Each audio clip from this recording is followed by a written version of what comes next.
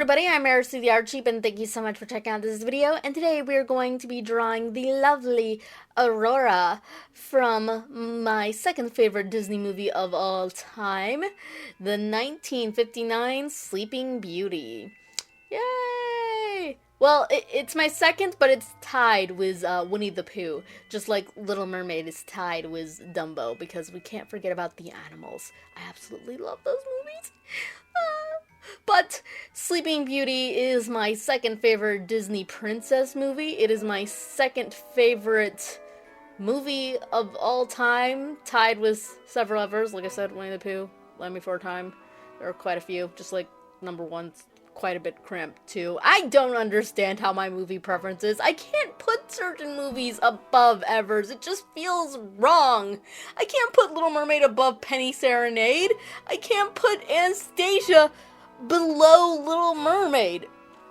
But I can put Sleeping Beauty below Little Mermaid and Anastasia just because I did like it a little bit less sooner. And honestly, I think that's probably the only reason why it's below, because this movie is absolutely gorgeous. And like I said in my last two speed paints, it might not be in the number one category for, like, general like. It is my number one in categories of just absolutely stunning films of all time, period. Especially by animated films. It just takes the cake. I've never seen a movie that's so beautiful. I think I mentioned this in my Wish review. Just, like, look up the making of this film. It is absolutely gorgeous. The idea that they just invented, like, a new, kind of new technology for it was the way that they were going to be filming it, being shot in a more wider lens, the fact that they wanted the art style to reminisce the, medieval tapestries, the fact that they got the classical music by Tchaikovsky. It was just all very... Everything about this was supposed to be beautiful, and as a very beautiful film, I wanted to do it justice. And for the pose, I came up with this idea of Aurora just sitting, admiring a rose, because I wanted to keep it simple, like was the Little Mermaid drawing, was the Anastasia drawing that I just did. I think those two drawings, Beauty, really stood out because I kept them more simple. I didn't do anything really that complicated. Was the actual poses of the ladies themselves. So with Sleeping Beauty, I wanted to do the same thing. But with the background, I honestly didn't really know what I was going to do. I just couldn't figure it out. I thought, okay, maybe I'll do like a mix, because that's what this drawing was going to be. It was going to be like a mix, and her dress would even be kind of like a tint between the pink and the blue, and it kind of looked like a gradient scale, and then the front would all look happy and cheerful, where the back you would have Maleficent's castle, and I really couldn't figure out how to make it work. But then as I was working on the drawing, I was like, this actually looks really lovely if it was just two separate drawings, plus it would, like, solve all my problems. So yeah, I ended up turning this into two separate drawings. One Dark Kingdom, as I'm calling it, and one Light Kingdom. And I think that really does match with the entire duality within the Sleeping Beauty film. You have pink and blue constantly being a thing. Yeah, you can see right there in the background, I'm trying to make it, like, sunny in the front and dark in the back. It was just, like, it wasn't working. I couldn't figure it out. And, like I said, I actually was too proud of the background that I did for Maleficent's castle to cover it up. So I was just like, well, let's make those two separate backgrounds. But anyway, like I said, there's a strong duality within the film. It was the pink and blue, good versus evil, the entire colors of the good kingdom of Stefan and the evil kingdom of Maleficent. Everything about it just, like, screams, this is a strong movie of dark and light. And that's probably why I like the film so much. It is just a simple battle of dark and light, and good versus evil, and I absolutely adore it for that. So yeah, I just wanted to do something that really, really did fit.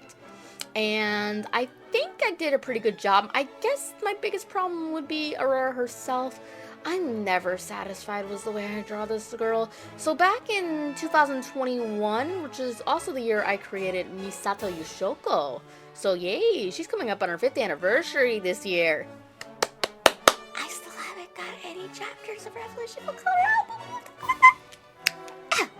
But nonetheless, that year I drew all of my favorite Disney princesses, plus also Kairi from Kingdom Hearts and Kilala, because those two girls are Disney princesses in my heart, so they of course got the spotlight as well. Anastasia did not, because it was a Disney princess movie.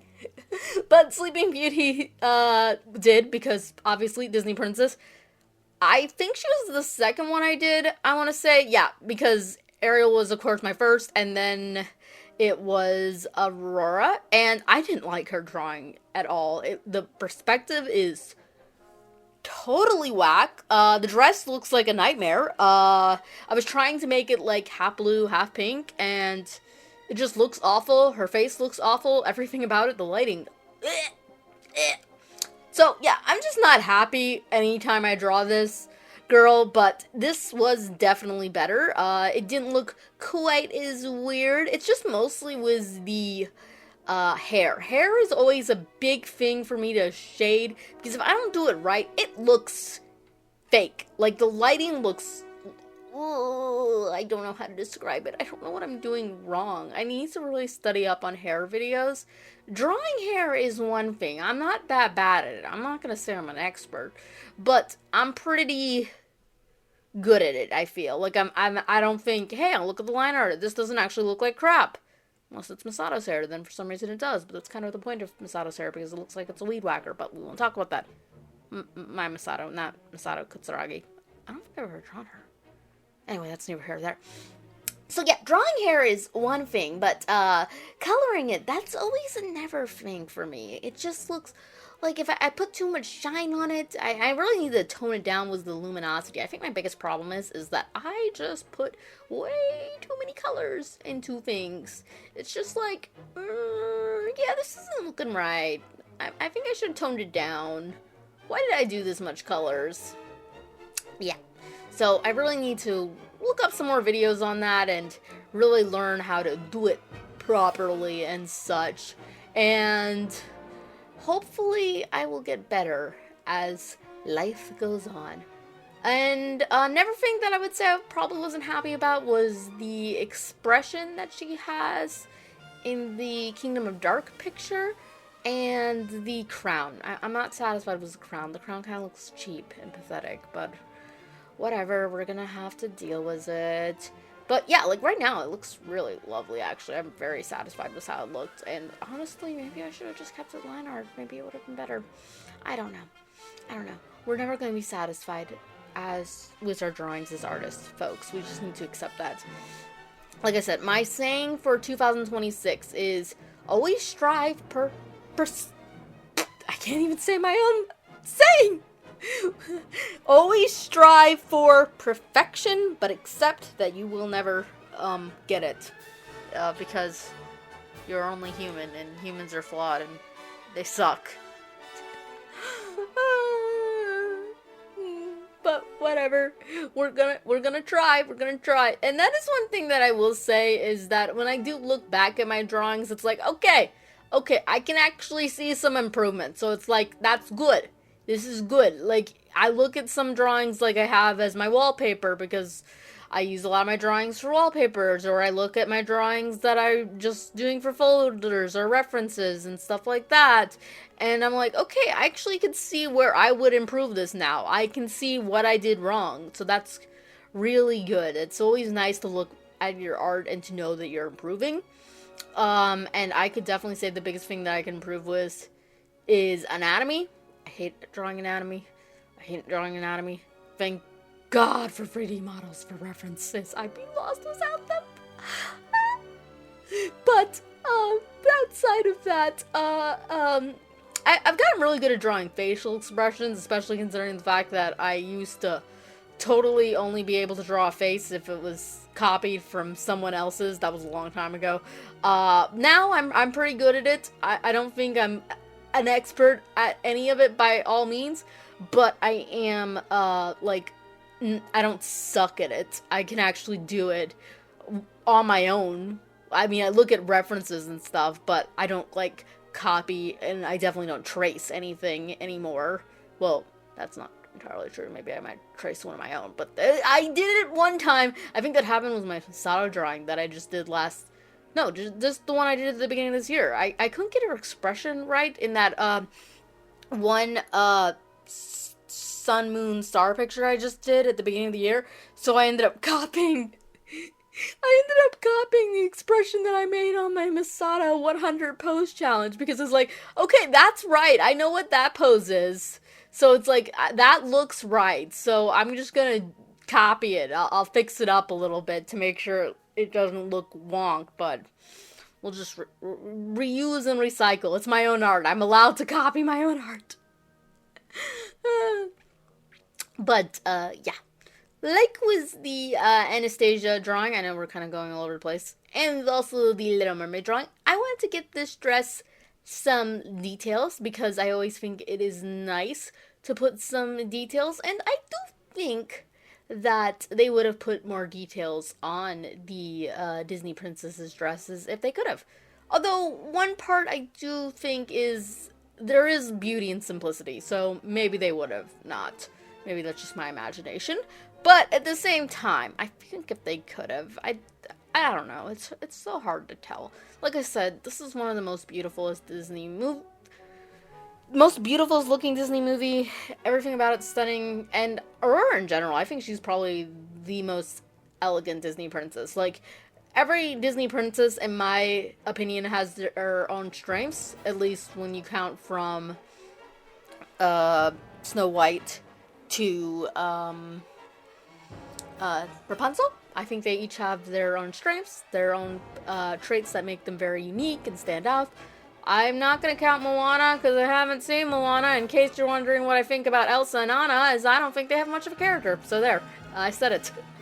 So yeah, we got that out of the way. But in the case of the original ones, I think they each have their unique traits, something that they take the gold for. And in my opinion, what Aurora takes the gold for is elegance and beauty. And when I look back at the fact, and I knew this a long time ago because back on the VHS tape I had of the Sleeping Beauty movie, there was the making of it. It felt like it was so long when I was little, but I think it's only about 20 minutes. It's a long time as a kid. Maybe it was even 16, I don't know. I used a clip of it, actually, in the Wish review, because I was using it as an example of the artistic vision of Disney done right. Unlike Wish, which was a nightmare, but we won't talk about that. But, in the case of Sleeping Beauty, I think that it is just amazing that Mary Costa... they almost gave up on making the movie because they knew if they couldn't find the right voice, it just wasn't gonna work. And they just found Mary Costa at random, and she had very little to no professional training, and that's just amazing to me. She's also the only Disney princess out of the classical ones who's sadly still alive. Well, I mean, it's kind of obvious that Irene, what's their names? What is Snow White and Cinderella's names? I gotta look it up now. I'm not gonna be satisfied until I do. It is Eileen, or is it Irene? Irene... Cinderella...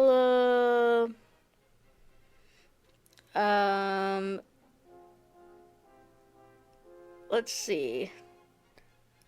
Oh, Eileen Woods. Okay, Eileen Woods, and I know Snow White's voice actors' names, but I can never pronounce it. It's Adrina Castellotti. So there, I said it. That took way too long. But yeah, that's them. They were really beautiful too, but there's just something about Mary Costa. Oh, their ages, that's what I was talking about. Yeah, it makes sense that they're not still alive. They were from the 1950s and the 1930s, so yeah. Well, that isn't when they were born. That was when they were voice acting, obviously. But I'm glad Mary Costa's still alive at the moment. Don't die. But yeah, so yeah, definitely think, don't get me wrong, I love, Jodie Benson's voice, as, Ariel, and I, really like, Tiana's voice as well from Prince and the Frog. I forget her name, though. What is her name? I gotta look it up now, too, to be fair. But for Jasmine, I never remember her voice actress's name. Paige O'Hara also got a real good voice. She's Belle's voice actress. Anika Nani Rose. Yeah, she sings really good. And Paige O'Hara sounds wonderful. I can never remember Jasmine's. And I think half the reason why is because for the sequels, they didn't even get the same actors. They got Liz Calloway to play her. And if you don't know who Liz Calloway is, it's funny because Liz Calloway is the voice actress who does the singing voice for Anastasia. Meg Ryan was the speaking voice for Anastasia, which makes sense. They wanted the queen of rom-coms, and I guess it fits. And to be fair, she does do a really good job. But for her singing voice, they got Liz Calloway, and she's the one who does at least she does the singing voice for Jasmine in number 2, and I think number 3 as well. Oh, wait, no. I actually don't know that. So, that's funny. One thing that's really funny is that,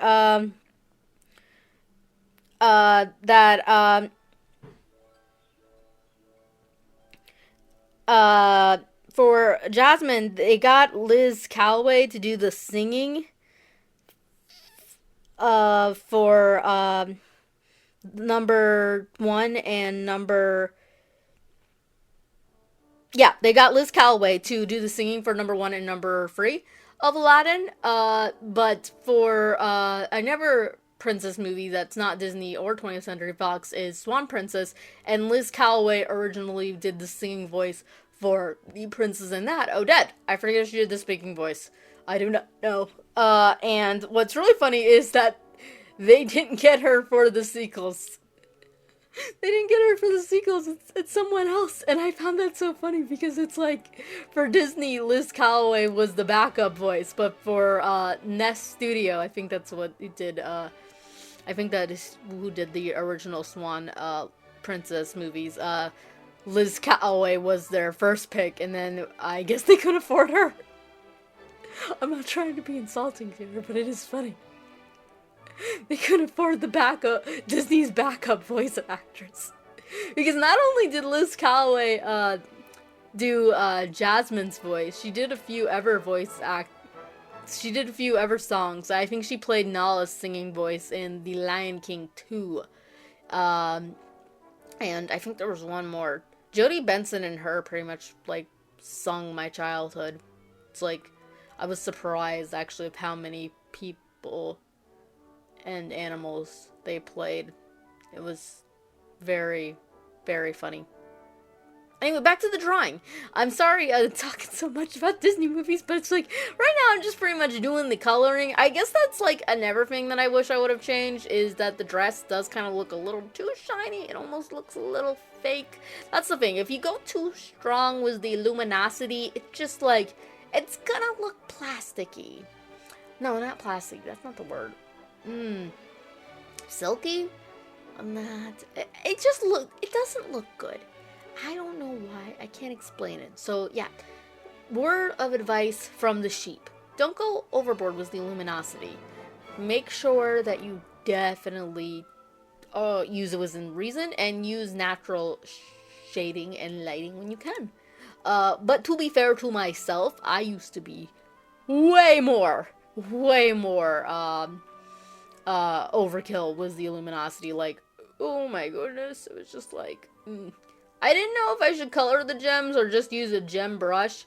In some ways I thought, okay, I'll use the gem brush, But then I was like, nah, that's lazy. I should actually do it. But then I was like, it's such a small detail. There's gonna be a lot in this drawing.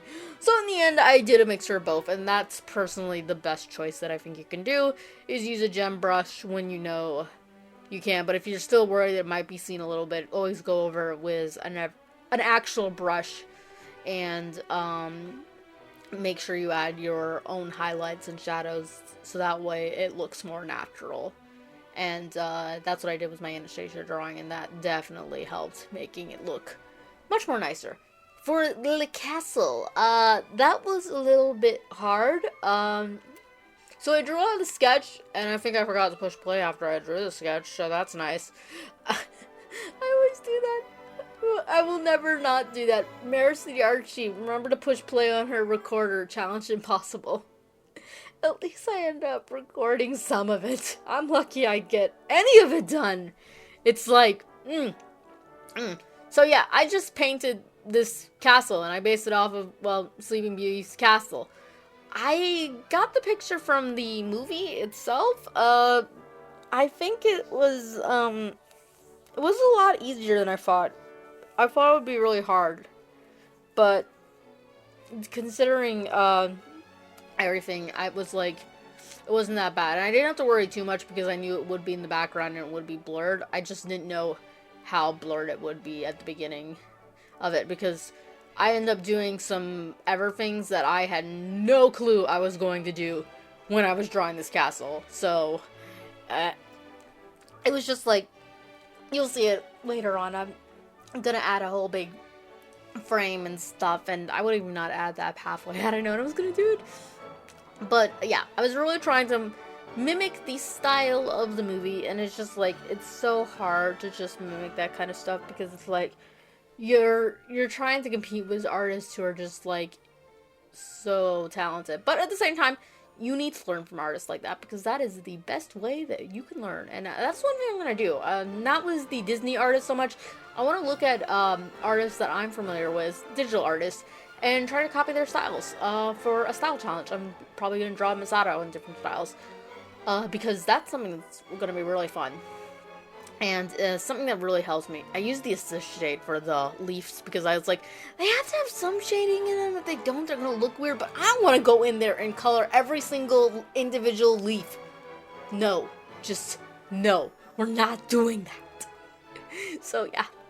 Anyway, for the dark drawing, I knew that I wanted to do the dress in a different color. Fun fact, I actually asked my brother. Okay, I already knew what it was going to be. I knew it was going to end up with the blue one in the Dark Kingdom and the pink one in the Light Kingdom. I already knew that. It just makes sense color-wise. Everything about it just coordinates well. But that said, I love the blue dress more because blue is my favorite color. And I really wanted the blue one to be in the Light Kingdom. So I asked my brother just for a second opinion, and before I even finished, he said, blue's in the Dark Kingdom, pink is in the Light Kingdom. And yeah, it makes sense. It makes sense. The pink is against the blue sky, whereas the blue dress would be against purple sky, which is close to pink. Well, it's like a mixture of pink and blue, but was the shade of pink that I picked, it was more closer to blue. So yeah, I ended up doing the blue dress for the Kingdom of Dark, and in the end it did work out. And it also makes sense too, not just color wise. Blue was the dress she was wearing when she was asleep. I used to count to the millisecond to see which dress she was in the most, and which one was the ending on, because they always did her in her pink dress, and I hated it. I liked her in her blue dress.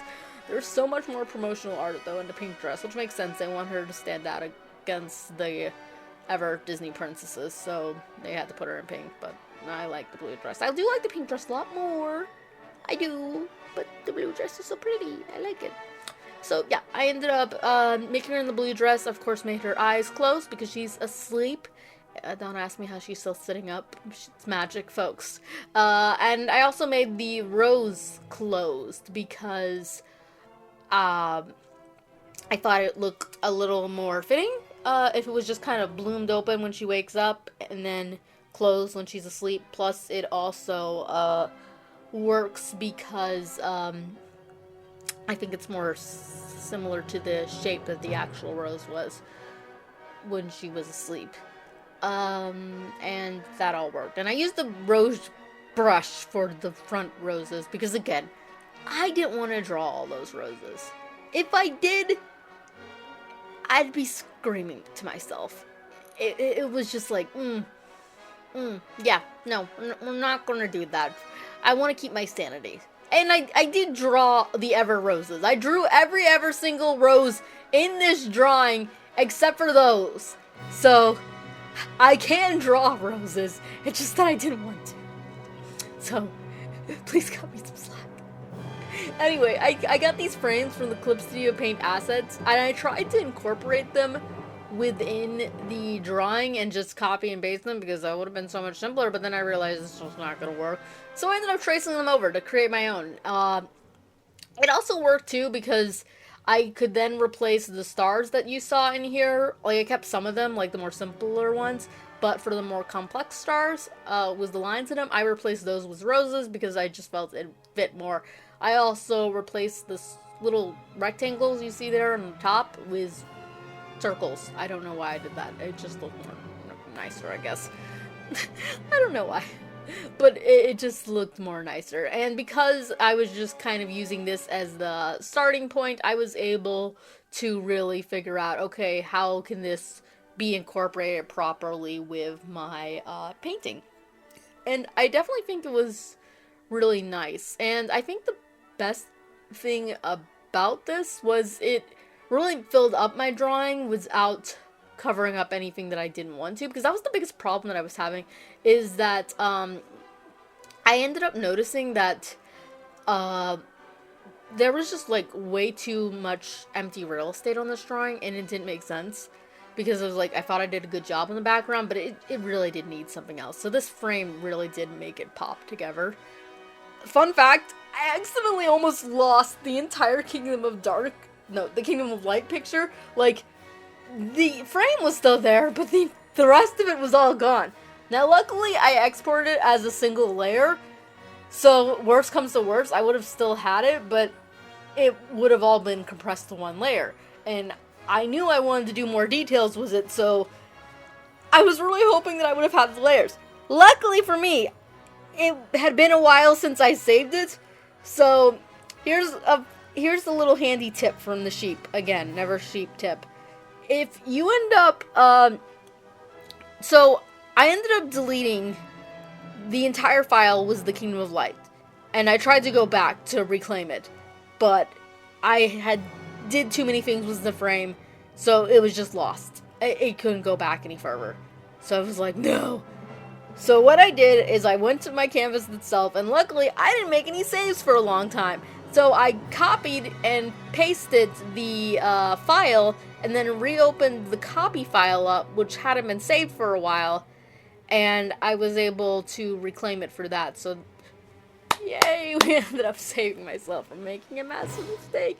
It would have not been impossible to, like, work with if I just had the single file layer, and at least I still had that too. I'm just glad I had it, because if I didn't, I think I would just would have, which, yeah, that was another thing, is that this drawing took a little longer than I expected. Not because it was hard or I had any difficulties. I thought there would have been some difficulties. Well, there was that one thing I just told you about. But there wasn't any difficulties with the drawing itself. It actually all came together quite nicely. And it was just really fun working with the blank canvas and really just kind of doing whatever I want to see how things came together. It was so fun. I absolutely loved it. So even though this drawing didn't turn out quite as nice as I wanted with Aurora, it still was very fun to work on and quite a treat.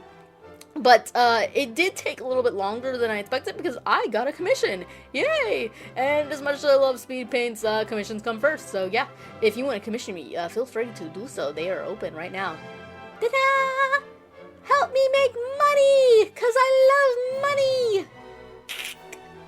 But, yeah.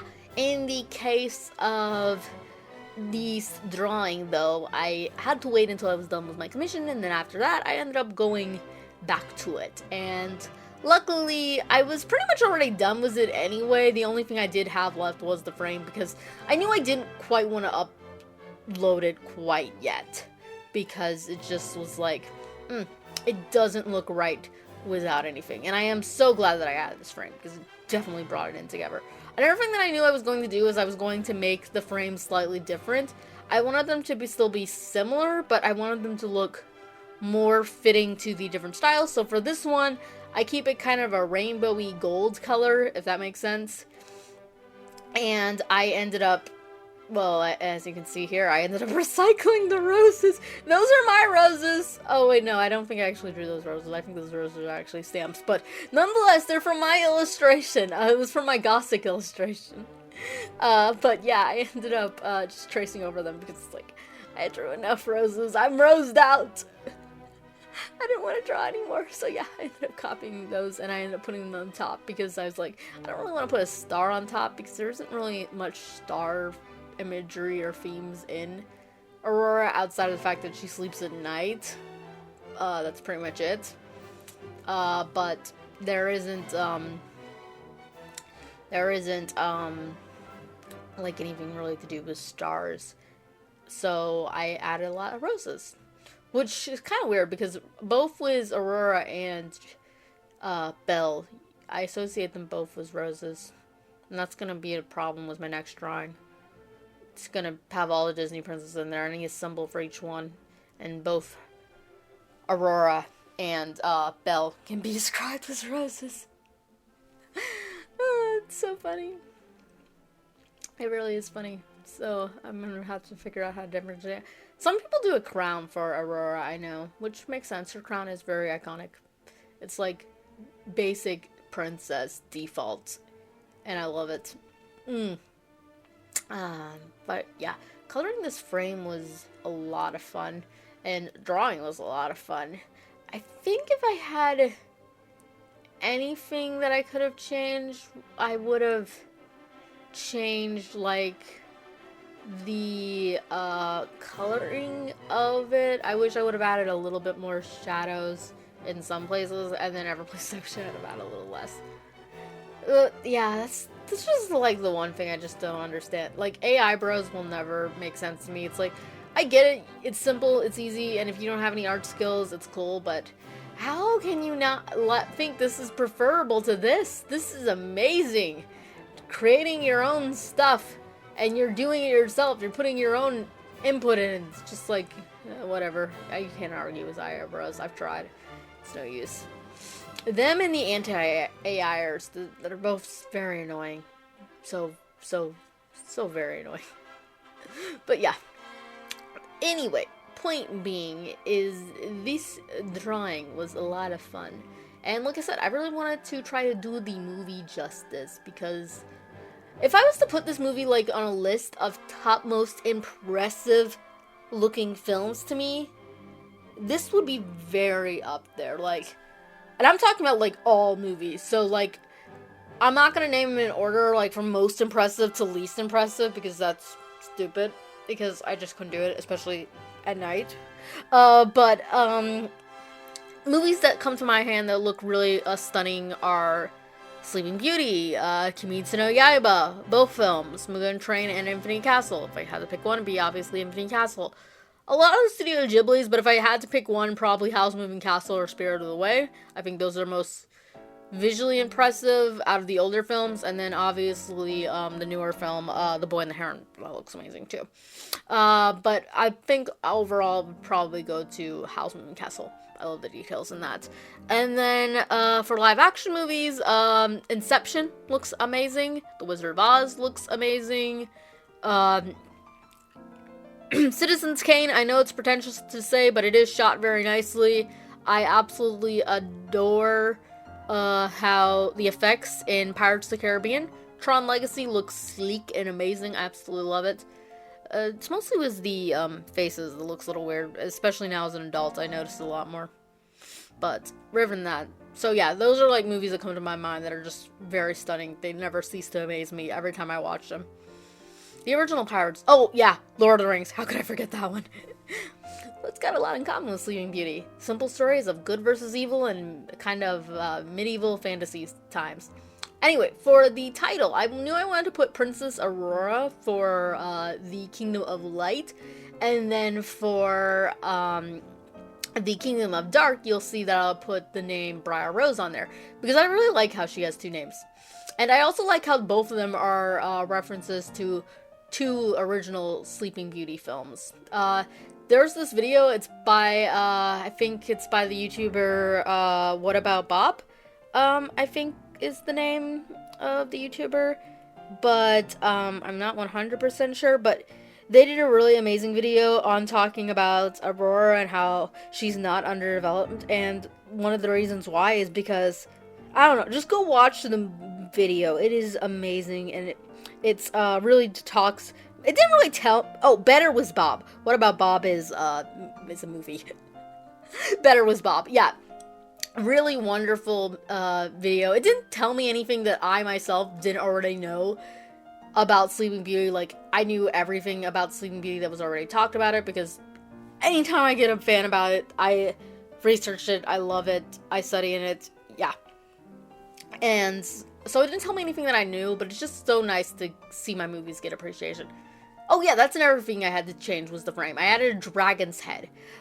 Because obviously I wasn't gonna have some stupid flowers up there for Maleficent's frame. So yeah, I really wanted this to look like Maleficent, so I changed the texture to look like from like a woodish gold to like stone, cold stone. And I added a lot more thorns. I took away all the roses except for a few, and even then I made them look dead. And I added a few more stars to it because the stars kind of seemed to fit with Maleficent, because she literally calls on the powers of hell. And if anyone knows anything about Christian, you know, imagery and stuff, Lucifer, he is associated with the, he's considered the morning star and the angel of light. So stars seemed to be very, very fitting for Maleficent right here. It just all fit. And then I added 3 stars, well, not stars, but twinkly lights for the 3 good fairies. And yeah, that was pretty much the drawing. Like I said, I had a lot of fun with this. Could be better with the lighting. I guess that's how I would sum up everything, is the lighting. So it's not just the hair, not the dress, it's just overall lighting. That could be better, but overall, I still am happy with this until next year, and then I'll probably be saying what was I thinking. But as of right now, I'm very happy with it. It came together really nice, and it was fun. That's the one thing that will never change. It's absolutely fun to work on, and I hope you liked it. And if you did, do all the YouTube things, and if you did not, thank you so much for watching this far anyway. I will be back with another video, actually real soon. Hopefully 2 of them, because it's Valentine's Day, baby! Bye!